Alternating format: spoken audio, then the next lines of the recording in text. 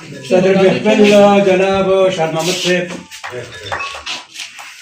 او زمونږه د مرکزی تنظیم مرکزی صدر جناب اختر نواز خان داریپور، زمونږه د مرکزی تنظیم سالار او سابقه صدر جناب عارف خان، زمونږ د تنظیم نائب صدر ملک محمدالله خان پیرسدو، زمونږ د تنظیم نائب صدر جناب محمود خان ددیر، او زمونږه د مرکزی تنظیم ناظم مالیات جناب طارق حسین صاحب د پیښور د پلوڅې، او ماته ناست د دې علاقې د خال رباط او مختلف علاقو نه راغلو زمونږه د سر ګلونو او زمونږه خپل وینو.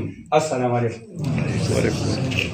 د تاریخ په حواله خو عارف خان تاسو سره خبر وکړه، او زما په حساب سره زمونږه د قبیلې دومره لوی تاریخ دی که زه یا عارف خان یا فضل انور حاجي صاحب چې زمونږه سینیر ممبرانو کې راځي، د کالو خان کوواټي یا نور ملګري، هغه په دې باندې په ورځو باس کوي، نو دا نه ختمېږي.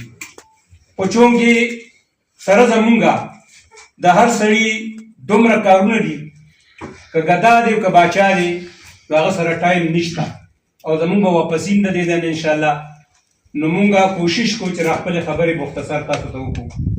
زما رونو، زمونږ دا تنظیم چې کوم دی نو دا په اکتوبر 2012 کې په مردان کې په اول ځل زمونږ ګرینډ جرګه وشو، دا مونږ جوړ کړو چې په هغې کې ستاسو دا ورور په اول ځل باندې شریک شوي، او په هغه وخت کې د ټول پاکستان نه 80 مشران په هغې کې شامل شوي. او شکر الحمدلله ورځ په ورځ زمونږ چې ګرینډ جرګه کېږي، اوس زمونږ په دې اکتوبر کې په شیرګړ کې د نوخوړ نه چې بار روزي ملکان روډ باندې شیرګړ دی، په هغې کې زمونږ ګرینډ جرګه وشوه. په هغې کې قریبا 3.5 د ټول پاکستان نه مشران او عهدهداران راغلي او هغوی پکې شرکت وکړو. کله چې په 2012 کې زمونږ ګرینډ جرګه وشوه، نو په هغه وخت کې د دې یو مختصر غونډې منشور جوړ شو، او د هغې اولنۍ خبره چې وه نو په هغې کې زمونږ د تنظیم 4 بنیادي خبرې وې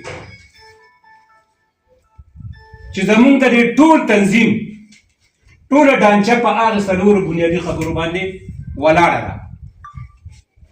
اولنۍ خبره په هغې کې دا چې دا تنظیم به غیر سیاسي،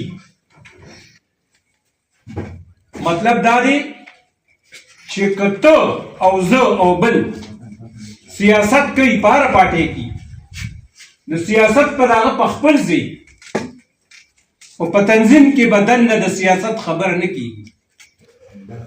زه په خپله د یو سیاسي پارټۍ ورکړې، او ما چېرې په تنظیم کې دننه سیاسي خبره نه ده کړې. دې وخت کې چې تاسو څومره کسان ناست دی، د هر سړي به سیاسي نظریه زمان او د بل نه او د بل نه مختلف وي. نو اولنۍ خبره دا ده چې بهی دا تنظیم به غیر سیاسي. دویمه خبره دا ده چې دا تنظیم به غیر مسلکي.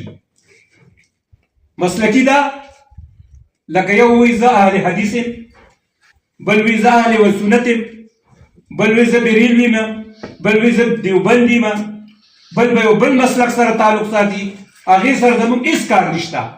او چې تنظیم کې دننه دی زما رور دی، زما د زړه سر دی، مسلک په هغه خپل مسلک چلی، هغې سره زما څه کار نشته. درېیمه خبره دا ده چې دا تنظیم به غیر علاقایي. علاقایي ده که په چترال کې دی، او چې دلزاق شجره ورسره زما رور دی، که په بلوچستان کې دی، که په پنجاب کې دی، که په سند کې دی، او په KPK کې که په هره ضلع کې دی، او چې دې دلزاق کې زما رور دی، زما دې سره کار نشته که دې په هر ځای کې دی. څلورمه بنیادي خبره دا ده چې دا تنظیم به غیر لساني ده، که هغه پنجابي وي او زما د دلزاق شجره ده ورسره زما رور دی، که هغه چترالي وي، که هغه ګوجري وي، که هغه بلوچي وي، که هغه پنجابي وي، خو چې شجره ورسره د ذاکو د زما ورور دی. نو زمونږه د تنظیم دا څلور بنیادي خبرې زما ورور. که یو سړی وي چې زه دې تنظیم ته ننوځم او زه به سیاسي پیدا والم،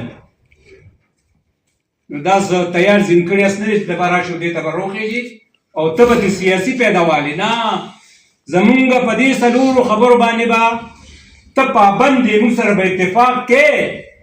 نو بیا زما ورور راځه د باندې تنظیم ته، زه دله صدارت هم درکوم. خو که دا ستا خیالي او نظر دې په دې چې یاره زه په دې کې سیاست وچلو، زما دا تنظیم چې نن 14-15 کاله وشو او دا قایم او دایم دی، نو دا ځکه چې سره زما دا ټول مشران که کم راغلي دي او کم نه دي راغلي، هغه ټول په دې څلورو خبرو باندې متفق دي او په هغې باندې عمل پیرا دي.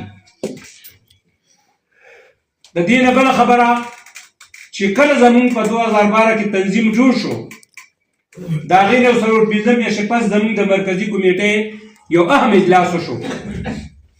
په هغې کې دا فیصله وشو چې بهی اوس به مونږ ګرځو کلو په کلو او ضلع په ضلع او تحصیل په تحصیل به مونږه لوکل تنظیمونه جوړو. نو دا نن چې مونږ راغلي یو ستاسو دې ځای ته، نو په دغه سلسله کې مونږ راغلي یو.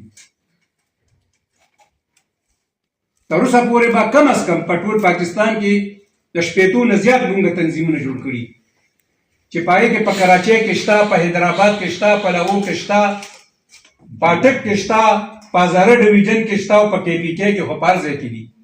زما په ضلع مردان کې بیګا حساب کو 10 تنظیمونه زما جوړ دي. دغسې په صوابۍ کې، په پېښور کې، په باجوړ کې، په بونیر کې، په دیر کې داسې صوبه به نه چې په هغې کې تنظیم نه دی جوړ کړی.